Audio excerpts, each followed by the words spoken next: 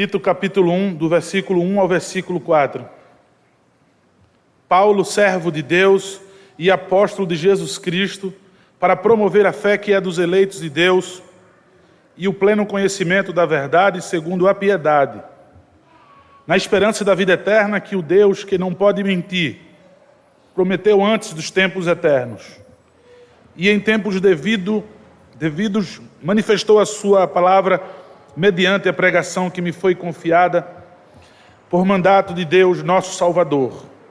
A Tito, verdadeiro filho, segundo a fé comum, graça e paz da parte de Deus Pai e de Cristo Jesus, nosso Salvador. Amém. Eu gostaria de ler de novo, irmãos. Paulo, servo de Deus e apóstolo de Jesus Cristo, para promover a fé que é dos eleitos de Deus e o pleno conhecimento da verdade segundo a piedade, na esperança da vida eterna que o Deus que não pode mentir prometeu antes dos tempos eternos e em tempos devidos manifestou a sua palavra mediante a pregação que me foi confiada por mandato de Deus, nosso Salvador. A Tito, verdadeiro filho, segundo a fé comum, graça e paz da parte de Deus Pai e de Cristo Jesus, nosso Salvador. Amém. Vamos orar, irmãos. Eu peço que vocês orem e roguem ao Senhor para que fale aos nossos corações.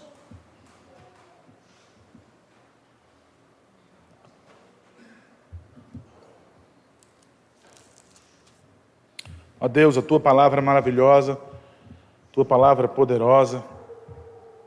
Que alegria, Deus. Que alegria a Tua igreja sempre poder ouvir a Tua voz, ouvir a voz do seu Deus. Que maravilha, Deus, saber que o Teu povo pode se relacionar com o Senhor. Nós falamos, Deus, o Senhor nos ouve, e o Senhor fala agora, e o Teu povo ouve. Que alegria, Deus. Nos ensina, Pai, nos ensina a estarmos no centro da Tua vontade, para vivermos para a Tua glória, Deus, na ardente expectativa da Tua vinda, ó Pai. Louvado seja o Senhor. Fala aos corações dessa igreja, salva pecadores, Pai, para a Tua glória. Em nome de Jesus. Amém. Irmãos, o apóstolo Paulo, quando escreve essa carta a Timóteo, é para deixar claro a Timóteo, não a Tito. Quando ele escreve essa carta a Tito, é para deixar clara a mesma coisa que ele havia deixado para Timóteo. Olha, Timóteo, você vai ficar em Éfeso. Eu quero que Tito você fique em Creta. Pouco se sabe sobre Tito. Pouquíssimo a gente tem conhecimento sobre Tito. Sabemos que ele acompanhava o apóstolo Paulo em suas viagens missionárias. Sabemos que ele estava nessa igreja e sabemos que ele é filho na fé do apóstolo Paulo. O apóstolo Paulo quer que ele fique. Eu quero que você organize a igreja. Então, com que propósito Tito ficou ali? Me perdoe, irmãos, toda vez que eu falar de Timóteo. Mas qual é a intenção dele? Olha, Tito, eu escrevo para você. Eu quero dizer a você, você vai precisar organizar a igreja com seus líderes. Eu quero falar para vocês, você precisa falar à igreja como a igreja precisa andar em santidade, conforme a minha vontade. Eu preciso que você ensine a igreja a se defender dos falsos mestres. Eu preciso disso, eu preciso de você. Eu preciso que você se coloque à disposição para ser usado como instrumento na mão do Senhor.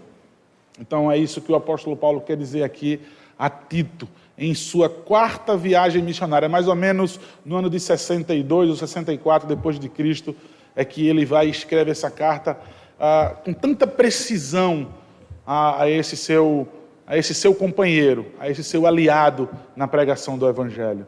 Eu quero que vocês observem, irmãos, primeiro versículo, Paulo, quando ele vai assinar essa carta, ele se identifica como servo de Deus e apóstolo de Jesus Cristo, com algumas intenções, com alguns propósitos.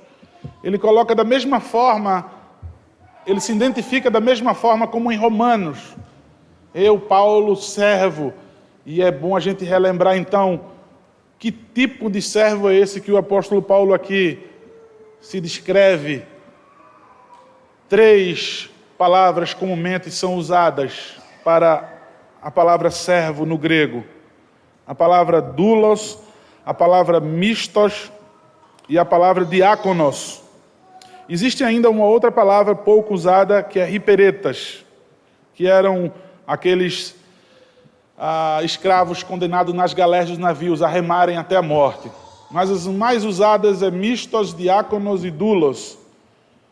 O servo mistos era um servo que ele precisava receber uma recompensa para que pudesse exercer o seu ofício. O servo diáconos, de onde vem a palavra diaconia, já é aquele servo que ele é voluntário, ele não precisa de nada para motivá-lo. Mas a palavra que o apóstolo Paulo usa tanto aos romanos como aqui a Tito, nem é mistos, nem é diáconos. A palavra é muito mais profunda, conota algo muito mais profundo do que apenas servo. A palavra doulos, ela traz a ideia de escravo. Essa palavra escravo, ela não é traduzida para o português porque ela choca muito. Alguém dizer assim, eu sou servo de Deus, ou eu sou escravo de Deus. E escravo já é uma palavra bem pesada, de maneira que alguém vai pensar logo num senhor ríspido, num senhor, num malfeitor mesmo, maltratando aquela pessoa. Mas o que o apóstolo Paulo quer colocar aqui como escravo, muito mais profundo do que servo, é de alguém que não tem vontade própria. É de alguém que não tem planos a não ser executar aquilo pelo qual o seu Senhor o arregimentou. Então, quando ele diz, eu, Paulo, servo de Deus, ele está querendo dizer, olha, eu sou alguém que não faço planos mais para a minha vida, não.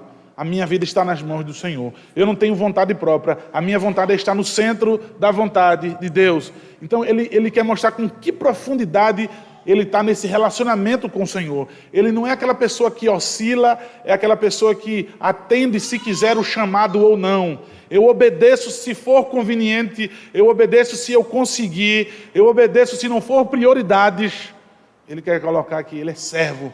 Ele está ali para atender o seu Senhor, para obedecer o seu Senhor. E ele vai adiante, ele diz, apóstolo de Jesus Cristo. Apóstolo de Jesus Cristo. Apóstolo, na etimologia da palavra, alguém enviado de maneira especial. Peraí, ele tinha tudo para que os falsos mestres pudessem dizer aqui aos cretenses, olha, ele não é apóstolo porque ele não andou com o Senhor Jesus, ele não foi testemunha ocular, esse Paulo ele é um enganador, ele sempre tinha que responder isso. Talvez por isso que ele assina nas suas cartas, dizendo assim, olha, quem está falando com vocês, quem escreve para vocês, e nós sabemos, irmãos, que inclusive quando ele escreve para alguém pessoalmente, era para ser lida na igreja. Então ele escreve aqui a Tito, mas sabemos que a igreja dos cretenses, a igreja em Creta, iria ouvir essa carta. É até motivo de alguns historiadores, comentaristas acharem estranho alguém que ele trata como filho na fé e ele trata com tanta formalidade. E aí a resposta é, Paulo trata com tanta formalidade porque essa carta vai ser lida para a igreja. Então, Paulo não poderia investir muito escrito ali falando sobre coisas pessoais entre eles. Então, ia ser lida para a igreja, então ele vai logo direto ao assunto. Ele diz, eu sou essa pessoa chamada, enviada por Deus com um propósito especial. Olha, um propósito específico. Eu vim para esse mundo, eu vim para glorificar a Deus, encontrar prazer nele, ou seja, gozá-lo para sempre. Eu tenho um chamado específico, eu não me desvio para outras coisas, eu não tenho outra vocação a não ser fazer a vontade do meu Senhor. Então ele diz, eu sou servo de Deus e eu sou um servo usado especificamente para a sua igreja, para o seu povo, quando ele diz apóstolo de Jesus Cristo. E ele coloca de Jesus Cristo, mais uma vez, irmãos, para deixar claro a resposta para os seus opositores, para os falsos mestres que atacavam ali aquela igreja naquela ilha. Olha, de Jesus Cristo, mas ele não é testemunho ocular, como eu já disse, seria um dos argumentos. Ele diz de Jesus Cristo porque ele apareceu a mim, ressurreto, quando eu estava a caminho de Damasco. Nós sabemos do testemunho do apóstolo Paulo. Ele deixa claro, ele quer autenticar as suas palavras, essa carta como útil para a igreja, como útil para Tito, e dizendo, eu sou apóstolo do Senhor Jesus Cristo. Eu não sou um apóstolo autônomo, não é porque eu penso que sou, não é porque eu me acho, porque eu me considero, mas o Senhor Jesus Cristo, Ele veio e me deu o apostolado. Por isso que eu quero colocar como autênticas as minhas palavras e o meu envio. E Ele vai dizer com qual propósito? Para promover a fé que é dos eleitos de Deus e o pleno conhecimento da verdade segundo a piedade. Olha, então, eu fui chamado com esse propósito especial para promover a fé, para exaltar a fé, para divulgar a fé, para colocar essa fé sempre na mais alta estima, para defendê-la, para fazer os seus opositores se calarem, para que essa palavra possa sempre triunfar. Eu vivo como um promotor da palavra de Deus, porque essa palavra, ela trouxe fé aos eleitos de Deus. Ele vai falar ainda na frente sobre a pregação, mas ele vai dizer para promover a fé que é dos eleitos de Deus. Quando ele diz que é dos eleitos de Deus, olha, eu estou promovendo uma fé que não é uma invenção minha, que inclusive as pessoas que me escutam, que atendem essas palavras, não são pessoas persuadidas por mim mesmo, mas porque antes da fundação do mundo, essas pessoas foram pensadas por Deus. Essas pessoas foram amadas por Deus, essas pessoas foram conhecidas por Deus, e não entenda porque o Senhor previu em você bondade, não porque o Senhor previu em você que você seria um crente, mas por graça dEle e por bondade dEle. Então Ele quer dizer com essas palavras, olha cretenses, olha Tito, você não é obra do acaso, a sua vida tem um propósito. É como se ele quisesse animar a igreja. Olha, eu sei que isso é novidade para alguns de vocês serem crentes, mas eu quero dizer que o Senhor já tinha planejado isso faz tempo. O Senhor já tinha separado você antes de você nascer, antes da fundação do mundo. Observe como esse Deus é poderoso e observe como você é privilegiado. De maneira que a gente pode dizer, rapaz, não se sinta triste se você foi recusado, se alguém não quer te amar, se você foi abandonado, quanto mais gente ao seu redor, mais você se sente só. Não se desespere, porque você foi pensado por Deus, você foi amado por Deus antes da fundação do mundo. E meu irmão e minha irmã, se você não se ampara, se você não se deleita nesse amor, se esse amor não é suficiente para você, você não o conhece. Você não o conhece, porque recebendo o amor de Cristo sobre a sua vida, você está completamente suprido de absolutamente tudo que você necessita. Se você diz, eu tenho o amor de Cristo sobre a minha vida, e você anda carente ainda nesse mundo, você conheceu qualquer outra coisa, você deve ter conhecido um ídolo que também se chama Jesus, que dão esse nome de Jesus, mas não é o Senhor Jesus Cristo. Então ele quer deixar claro, olha, aquilo que eu promovo é algo que já é de vocês antes da fundação do mundo, projetado por Deus, pensado por Deus, amados por Deus, conhecido por Deus. E ele vai dizer, o pleno conhecimento da verdade segundo a piedade. Irmãos, olha aí, de mãos dadas, entrelaçadas, o conhecimento da verdade e uma vida sendo vivida na prática. Não há como desassociar as duas coisas. Olha, as pessoas que têm muito acúmulo de intelecto, que conhecem muito, que têm muitos livros, que decoraram muitas coisas, que conhecem as doutrinas da graça e vai mais ainda adiante nas doutrinas reformadas, mas elas não vivem, elas não chegaram ao pleno conhecimento da verdade. Elas não são transformadas, porque as coisas espirituais se discernem espiritualmente. Se o Senhor não tocar no seu coração, se o Senhor não te der vida, você vai ser apenas um intelectual morto, que não serve para absolutamente nada. Essas palavras, elas ficam apenas na tua cabeça, mas elas não descem ao teu coração. Então ele quer dizer que esse conhecimento da verdade, ele é segundo a piedade. Você tem uma vida próxima ao Senhor. Você tem uma vida exemplar, você testemunha Cristo. Eu posso olhar para a sua vida e vejo Cristo em sua vida. Tamanho é o seu relacionamento com Ele. Porque você conhece a verdade. Porque você foi alcançado por essa verdade.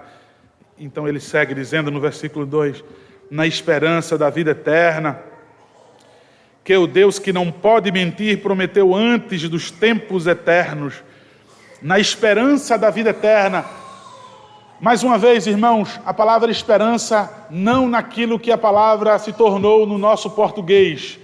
A esperança na língua portuguesa hoje se tornou algo que possivelmente, que provavelmente aconteça, mas aqui a esperança é convicção da vida eterna, que o Deus que não pode mentir. Por que ele coloca o Deus que não pode mentir? Em contraste com o povo da ilha de Creta. Se você virar a sua página, ou se você for ainda no versículo 12 do capítulo 1, foi mesmo dentre eles um seu profeta que disse: cretenses, sempre mentirosos, feras terríveis, ventres preguiçosos. Cretenses sempre mentirosos era uma das características perversas desse povo. Era um povo conhecido por mentir, um povo mentiroso. E ele então coloca como contraste o Deus que não pode mentir. Então os cretenses, quando ouviram aquilo, eles já entenderam: epa, isso é com a gente, isso é com a gente. Então, não pense que Deus é o seu igual. Deus não volta atrás. Um dos atributos de Deus é a imutabilidade. Deus, ele não erra, Deus, ele não presume, ele decretou tudo antes da fundação do mundo. Então nós cremos nos eternos decretos do nosso Senhor. Deus, ele não mente. Então Deus disse que você pode ter convicção da vida eterna. Então eu sou servo de quê? Eu fui chamado com esse propósito específico por Jesus Cristo para promover essa fé que já é dos eleitos. Aqueles predestinados, irmãos, só vão ser salvos se eles ouvirem a pregação do Evangelho, porque é pela pregação do Evangelho que vem a salvação. Então, irmãos, aquelas coisas pequenas, mesquinhas e pobres que vocês escutam de algumas pessoas que querem atacar a doutrina da predestinação, se já são predestinados, a gente não precisa pregar. Muito pelo contrário, porque cremos na predestinação, porque cremos nisso que o texto está dizendo, eleitos de Deus, e no versículo 2, antes dos tempos eternos dessa vida, quando nós cremos de verdade, aí é que nós pregamos o Evangelho, aí é que eu abro a minha boca, porque esses eleitos, antes dos tempos eternos, só chegarão ao pleno conhecimento da verdade e terão uma vida piedosa, se eu anunciar o Evangelho, se eu pregar o Evangelho. A igreja então não pode emudecer. A igreja não pode negligenciar a pregação do Evangelho. Então ele quer dizer, na convicção da vida eterna, que o Deus que não pode mentir, em contraste à prática perversa dos cretenses, ele diz, não pode mentir, prometeu antes dos tempos eternos. Que segurança, irmãos, saber que a salvação ela não é perecível, saber que a salvação ela não é condicional, saber que não está em minhas mãos, porque se tiver eu arrebento tudo, porque se tiver em minhas mãos eu deixo escorregar, cair e quebrar, mas porque está nas mãos de Deus Todo-Poderoso. Os cretenses ouvem isso, se alegram e descansam no Senhor, de maneira que agora eles já estão se preparando e alargando seus ouvidos para ouvir aquilo que vai ser lido na igreja. O versículo 3 vai dizer: e em tempos devidos manifestou a sua palavra mediante a pregação que me foi confiada por mandato de Deus, nosso Salvador. E em tempos devidos, irmãos, aquilo que era oculto no passado, aquela revelação tão clara do Senhor Jesus Cristo, foi revelada agora. Ora, ele quer dizer para aquela comunidade judaica cristã, ele quer dizer, olha, sabemos que os nossos antepassados, eles ficaram aí em oculto quanto a essa clareza, quanto a esse descortinar depois de Cristo, que veio em graça no Evangelho, agora abriu os nossos olhos, ou seja, nada quase de novo no Novo Testamento, mas ele veio apenas acender a luz. Aquilo que estava meio obscuro, agora está claro, ele revelou mediante a pregação que me foi confiada. Irmãos, olha, observe que quando ele coloca a palavra querigma, mais uma vez, colocou no finalzinho de Timóteo, né? E agora ele coloca, agora no começo da carta de Tito, esse querigma aqui é a proclamação, é a exposição da palavra, é a pregação da palavra, de maneira que não tem como, por nenhum exegese, por nenhum gostinho, por nenhum capricho, dizer, nós vamos substituir a pregação do Evangelho no culto por um teatro, mas ele passa uma mensagem evangelística. Isso é mentira de Satanás. Vamos trazer aqui uma cantata, para que no momento da pregação a cantata possa trazer uma pregação musical. Isso é mentira, isso é mentira. Uma peça teatral, uma música, ela não tem como expor com fidelidade a pura e simples palavra do Senhor. Então ele quer deixar claro que é pela pregação do Evangelho. Olha, não escutem esses jeitinhos que os falsos mestres tentam de todo jeito persuadir vocês. Vocês não vão ser salvos por cumprimento de algumas coisas da lei de Moisés. Ou seja, se há gregos entre vocês, olha, vocês não vão ser salvos de acordo com o conhecimento de vocês. Vocês vão ser salvos pela pregação do Evangelho. Esse é o meio pelo qual Deus, que elegeu vocês antes da fundação do mundo, desde os tempos eternos, para que vocês fossem salvos. Esse é o meio. Esse é o meio que Deus vai acordar, que Deus vai trazer vida aos seus eleitos, mediante ao querigma, a pregação do Evangelho. Ele vai dizer que me foi confiada por mandato de Deus, nosso Salvador. Olha, eu estou sobre a tutela, eu estou sobre a orientação, sobre o mandato de nada mais, nada menos do que o nosso Deus, o nosso Salvador. Olha, eu não acordei de repente e disse, eu vou fazer isso. Ele almeja o episcopado, como ele vai dizer, olha, quem almeja o episcopado, excelente obra almeja. Deus enche meu coração, Deus transborda o meu coração desse desejo, de maneira que eu sou impulsionado, que eu sou guiado por Ele, eu sou controlado pelo Senhor. Isso foi confiado porque Deus confiou a mim e me enviou para que eu fosse e pregasse. Então ele quer colocar, irmãos, cretenses, é a pregação do Evangelho. Dei-me ouvidos, eu estou pregando o Evangelho. Dei-me ouvidos que eu sou boca de Deus, eu sou instrumento, Deus me usa, Deus me enviou. Quando Paulo diz, olha, eu sou apóstolo, e quando ele escreve, irmãos, ele sabe porque tem escrito essas coisas. O povo precisa ouvir. Abra os seus ouvidos e nos ouçam. A doutrina que é pregada por nós, a que foi nos confiada, nós pregamos sobre a pedra fundamental que é Jesus Cristo. Nosso fundamento não é em nós mesmos, nos apóstolos, mas em Cristo Jesus. E é nisso que a igreja vai crescer, no fundamento dos apóstolos. Então, dei-me ouvidos. O versículo 4 diz, a Tito, verdadeiro filho, segundo a fé comum, graça e paz, da parte de Deus Pai e de Cristo Jesus, nosso Salvador. Eu já disse no começo, Tito era filho do apóstolo Paulo, gerado na fé. Ele coloca verdadeiro filho, irmãos, porque ele coloca aqui a fé comum, a fé que há em mim, há nele. Ele quer dizer, olha, tenham certeza, cretenses, que a mesma fé que habita em mim, a mesma fé que foi confiada a mim para pregar, é também que habita no coração de Tito. De maneira que ele quer dizer assim, olha, da mesma forma, Tito é servo do Senhor. Tito foi chamado pelo Senhor para que não tivesse também planos, para que tivesse no centro da vontade do Senhor. Ele quer dizer, olha, Tito, ele é um verdadeiro filho na fé, nessa fé comum. Ele também é um servo do Senhor. Não tenham dúvidas de que Tito é um servo do Senhor Jesus Cristo. Ele coloca graça e paz, irmãos, não como uma gíria aqui, não como uma coisa que comumente era colocada como um símbolo, mas ele quer dizer, olha, a paz que você pode ter com Deus por causa de Jesus Cristo, a liberdade que você tem de chegar a Deus por causa de Jesus Cristo, é por causa da fonte, e essa fonte é a graça. Então, quando ele diz graça e paz, isso tem uma pregação enorme aos ouvidos dos cretenses.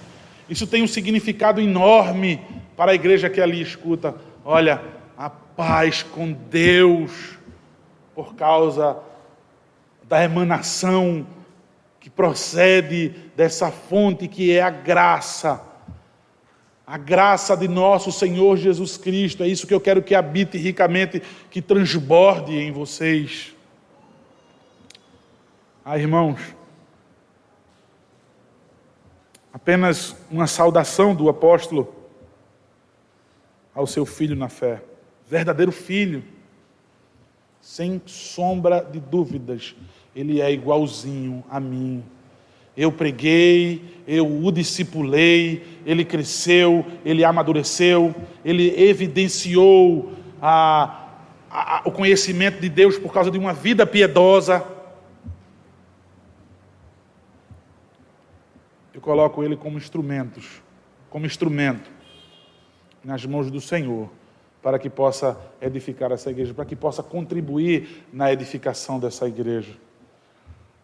Então, visto essas coisas, irmãos, a minha pergunta é: qual vai ser o meu serviço na igreja? Eu que fui chamado como um crente. Será que isso era responsabilidade apenas de Tito, de Timóteo, de Paulo? Será que as coisas que são lidas aqui em voz alta para a igreja é apenas para dar conhecimento à igreja? Não, irmãos, mas para acender a responsabilidade de cada crente, de promover essa fé. Cada crente, o Senhor dotou com um dom. O Senhor deu um dom a cada um de vocês. A cada crente genuíno tem um dom para que possa servir para a edificação da igreja. Deus, Ele não deu a todos o dom da pregação do Evangelho. Ele não deu a todos, mas a cada um Ele dotou de um dom. Então vocês foram chamados para promover a fé, para edificar a igreja. A minha pergunta é: qual é o seu dom? O que é que você tem feito pela igreja de Cristo? A inoperância, a ociosidade, a sonolência,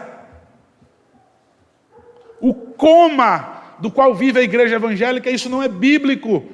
Isso está fora da vontade de Deus. Qual é o seu dom? Você tem promovido a igreja tem crescido, a igreja tem amadurecido, tem sido fortalecida por causa da sua presença, por causa da sua pessoa, por causa do seu serviço. Que tipo de servo é você? Que tipo de instrumento é você nas mãos do Senhor? Você precisa de quê para que possa ser motivado a trabalhar, a entregar agora a sua vida nas mãos do Senhor? Qual é o estímulo maior? Se você fala: eu sou recipiente da graça, da paz do nosso Senhor Jesus Cristo, eu fui alcançado, eu não preciso de mais outro estímulo, isso já basta, isso é suficiente. Irmãos, tenham certeza de que Deus chamou cada um de vocês. Tenham certeza que o Senhor não salva um crente para não usá-lo para a edificação da sua igreja. O Senhor nos chamou, o Senhor nos acordou do sono profundo, da morte, nos deu vida, colocando em nós fé, porque pensou em mim, porque pensou em você, porque nos amou antes da fundação do mundo, e você acha isso tão bonito, mas Ele pensou e amou antes da fundação do mundo para colocá-lo, para servi-lo. Gente, meus irmãos, que privilégio não servir naquele grande emprego de um grande dinheiro, não servir aquele patrão ou aquela pessoa conhecida, mas servir ao Senhor Jesus Cristo, onde o meu prêmio é a vida eterna, que já foi me dada antes da fundação do mundo. Eu evidencio que conheço essa verdade porque eu vivo, é isso que é a vida segundo a piedade. Eu gostaria que saíssemos daqui, irmãos, evidenciando com uma vida piedosa. Durante toda essa semana, eu vou voltar aqui para adorar o Senhor próximo domingo, mas durante toda a semana eu provo a mim mesmo de que eu sou um eleito, vivendo segundo a piedade, porque eu conheço e porque eu prossigo em conhecê-lo. Aí eu tenho uma certeza de ter sido eleito antes dos tempos eternos, para que eu possa servi-lo, Que Deus nos abençoe, irmãos. Tenha misericórdia de nós. Amém.